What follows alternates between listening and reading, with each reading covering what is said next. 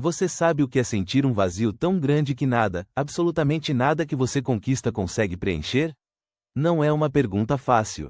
É uma daquelas que a gente empurra para debaixo do tapete, que sã no barulho do dia a dia, no zoom das reuniões, na lista de tarefas que nunca acaba. A gente se distrai, não é mesmo? Mas, e se eu te dissesse que esse vazio, essa dor sem nome que você sente agora, sentado aí no silêncio da sua casa, no seu celular, enquanto o resto da família já dorme, é a mesma que eu senti por 70 anos da minha vida? A mesma sensação de estar faltando algo crucial. É sobre isso que eu quero falar. Não é conselho, não é para te dizer o que fazer. É só o que eu vivi, o que eu entendi tarde demais. E talvez, só talvez, o que eu vivi possa te ajudar a entender o que você está vivendo agora, neste exato momento. Meu nome é William, tenho 77 anos. E não sou nenhum guru, nem tenho diploma de psicólogo pendurado na parede do meu escritório. Não sou um especialista em nada, exceto em viver. O que eu tenho é uma vida inteira de erros e acertos, de correr atrás de coisas. Corri atrás de coisas que eu achava que me fariam completo, que preencheriam aquele buraco no peito, só para descobrir que elas eram só mais um buraco negro, um abismo sem fundo, que sugava minha energia e nunca se satisfazia. Construí um império, uma família, uma reputação. Fui o homem de sucesso, para todos, o que tinha tudo. Mas por dentro, era um deserto, seco e sem vida, onde a água nunca chegava. Demorou muito tempo, tempo demais, para eu entender a raiz desse deserto. E é essa raiz que quero te mostrar hoje. Nós, homens, somos ensinados a ser fortes, a não sentir, a resolver problemas. E, principalmente, a conquistar, a mostrar nosso valor através do que possuímos e do que fazemos, como se nossa identidade fosse uma lista de troféus e bens. Conquistamos carros, casas, promoções, respeito no trabalho, um status social invejável. E cada vez que a gente chega lá, no topo daquela montanha que tanto batalhamos para escalar, a gente olha em volta e pensa, é só isso. Não era para ser mais do que isso? Essa sensação de, é só isso, esse desapontamento silencioso, é um peso que muitos carregam. Uma vergonha de não se sentir satisfeito, de não ser grato pelo que se tem, de não ser o homem que os outros esperam, que você mesmo espera de si. Você se reconhece nisso? Essa busca incessante por algo que você nem sabe o que é, mas que te promete preencher um buraco que só cresce a cada nova vitória.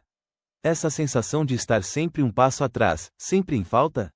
Eu sei bem o que é isso, meu amigo. Eu aprendi a correr muito cedo. Meu pai, ele era um homem de poucas palavras, e menos ainda de afeto.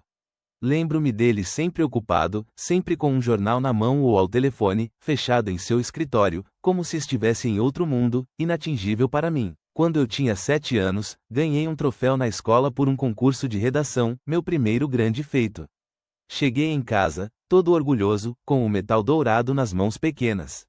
Meu pai olhou, acenou com a cabeça sem um sorriso e disse, bom. Mas podia ter sido melhor, não? Aquilo me marcou como ferro em brasa. Entendi que o amor, a atenção, a aprovação, não eram dados.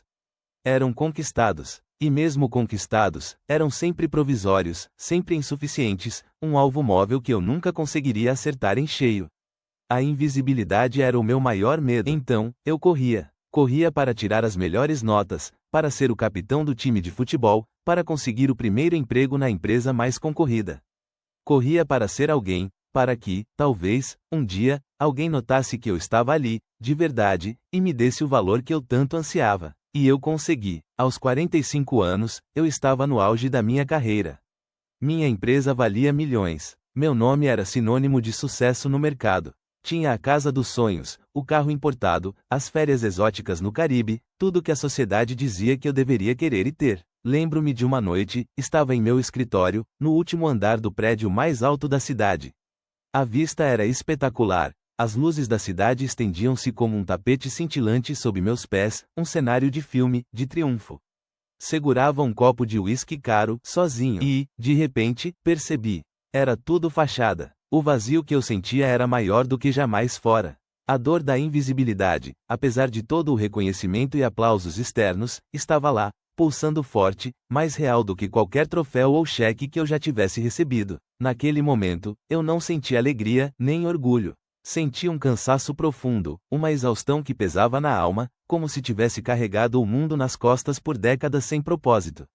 O topo era frio, e eu estava mais sozinho do que nunca, cercado apenas pelo eco do meu próprio sucesso. Esse padrão não ficou só nos negócios. Ele se infiltrou em cada canto da minha vida, especialmente nos meus relacionamentos mais íntimos, nos laços que deveriam ser os mais fortes e acolhedores.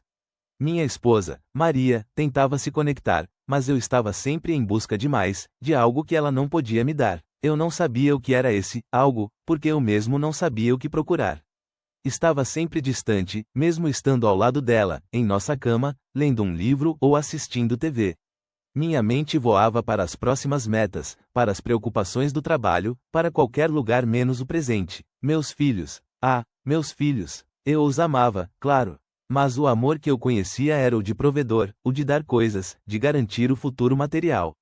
Eu não sabia como dar presença, como dar meu tempo de verdade, como dar a minha escuta atenta, o meu olhar de afeto e validação sem condições. Quantas vezes eu os levei para a escola no carro, e minha mente estava em outro lugar, nos negócios, nas próximas conquistas. Quantas vezes eles tentaram me contar algo e eu respondia com distraído, sem realmente ouvir a voz deles, o que se passava no pequeno mundo deles. Eu reproduzi, sem perceber, o que eu recebi. Tenho amigos da minha idade. Alguns ainda estão nessa corrida sem fim. O Ricardo, por exemplo, vendeu a empresa dele há 10 anos, mas comprou outra, menor, só para ter o que fazer, para ter para onde correr todos os dias, para não ter que parar.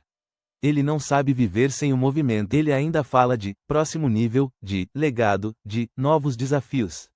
Mas quando o encontro para um café, vejo nos olhos dele a mesma exaustão que eu senti. O mesmo vazio, disfarçado de propósito, de uma busca que nunca termina, uma inquietação que não o deixa em paz. Por outro lado, tem o João. O João era um homem de negócios tão implacável quanto eu, mas um dia, aos 60, ele parou de verdade. Começou a pintar, a cuidar do jardim, a passar horas com os netos, apenas observando-os brincar no chão da sala, sem pressa, sem agenda. Ele não tem mais a mansão, nem o carro de luxo. Mas ele tem uma paz, uma serenidade que ilumina o rosto dele de uma forma que o dinheiro jamais conseguiu. Ele parece leve, desprendido. Ele me disse uma vez: William, eu passei a vida construindo muros, agora estou aprendendo a construir pontes. O João me mostrou que é possível parar de correr. Por muito tempo, eu achava que liberdade era ter o poder de fazer o que quisesse, sem amarras, sem ninguém me dizendo o que fazer. Hoje, eu sei que liberdade é não precisar de nada externo para se sentir completo, para se sentir em paz, para ser quem você realmente é, sem máscaras. Suficiência não é ter o suficiente para todos, para os outros, para o mundo. Mas sentir-se suficiente em si mesmo. É aceitar quem você é, com suas falhas e suas virtudes, sem a necessidade de provar nada a ninguém, nem a você mesmo. É a quietude de saber que você já é o bastante. E presença, a presença. Não é estar em um lugar fisicamente. É estar com a alma no lugar. É ver o sorriso do seu filho, sentir o cheiro do café da manhã, ouvir a história que sua esposa tem para contar, sem que sua mente esteja em 1000 outros lugares, planejando ou se preocupando. É estar aqui, agora. Sentir o que é real, o que é palpável. Isso é mais difícil do que qualquer negociação que eu já fiz. Mas por que a gente continua correndo, mesmo sabendo, lá no fundo, que não funciona? Por que a gente insiste em buscar lá fora o que só pode ser encontrado aqui dentro, no nosso próprio peito, na nossa própria verdade? É uma pergunta que me assombrou por anos. É o medo de não ser suficiente, de não ser amado, de ser esquecido, de ser invisível. O mesmo medo que meu pai me passou, e que eu, sem querer, passei adiante, como uma herança silenciosa de ansiedade e insatisfação. É um legado de ausência que se manifesta de novo. É o medo de parar e sentir o que realmente está lá dentro. O medo do vazio, da dor sem nome, da vergonha de ter passado tanto tempo buscando algo errado, de ter perdido tanto tempo precioso.